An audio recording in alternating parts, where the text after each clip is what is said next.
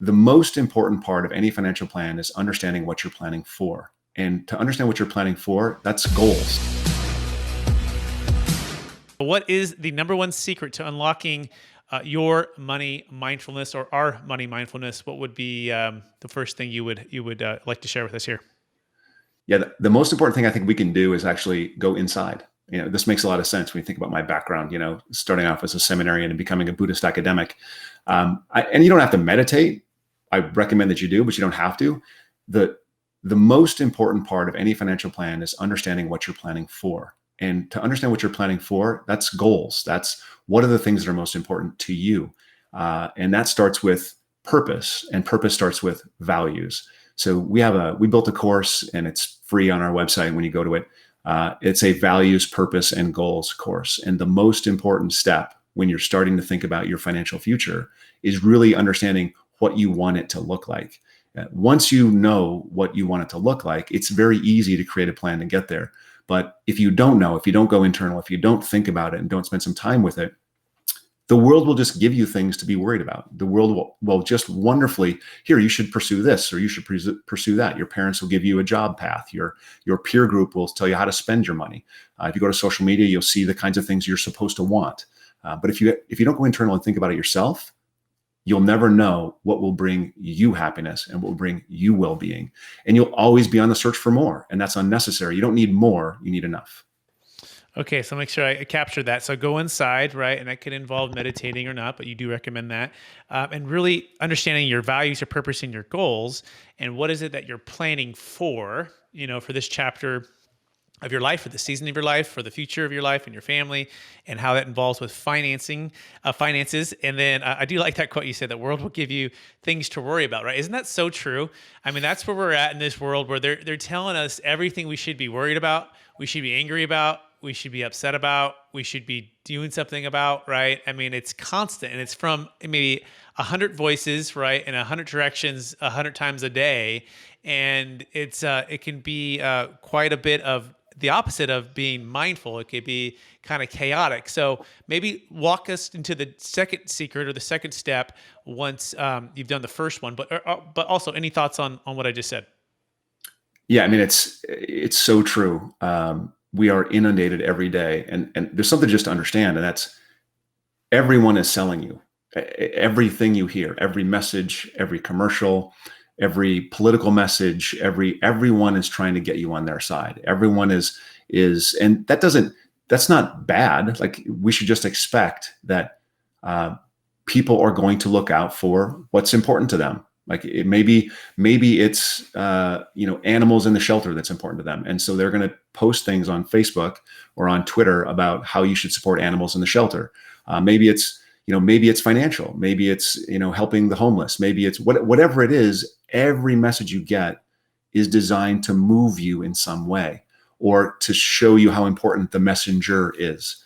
And if you understand that, then you go, okay, well, that's their thing. What's my thing? So we keep coming back to that first thing, is what's important to me. What do I need to do?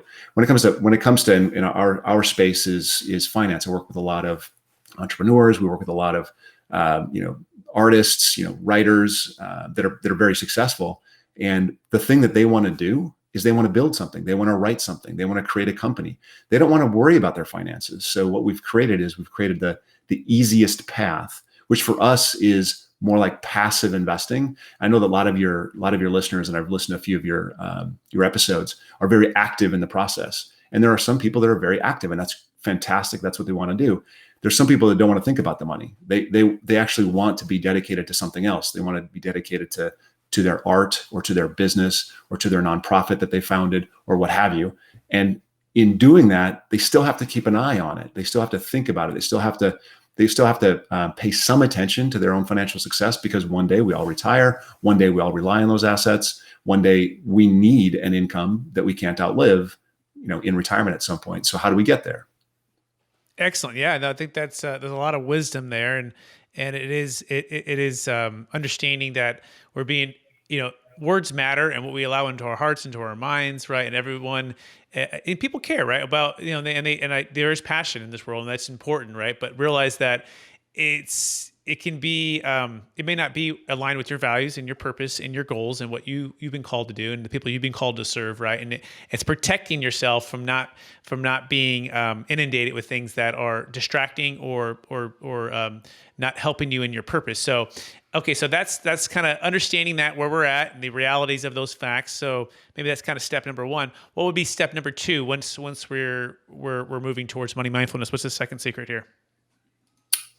Well, so the first step is understanding where you're going. The second step is actually creating a plan to get there, right? Is understanding the trade-offs you're going to have to make along the way.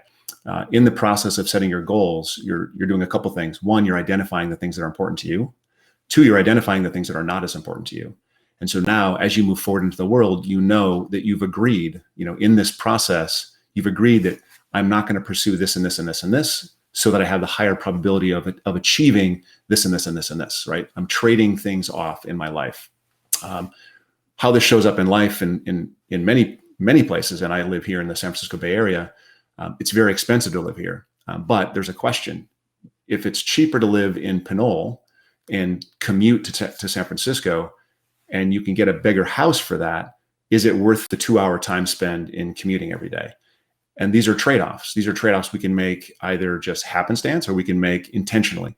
And to get to that intentional trade-off and to write these into a documented plan that can carry you through. Your plan is something that can do two things for you.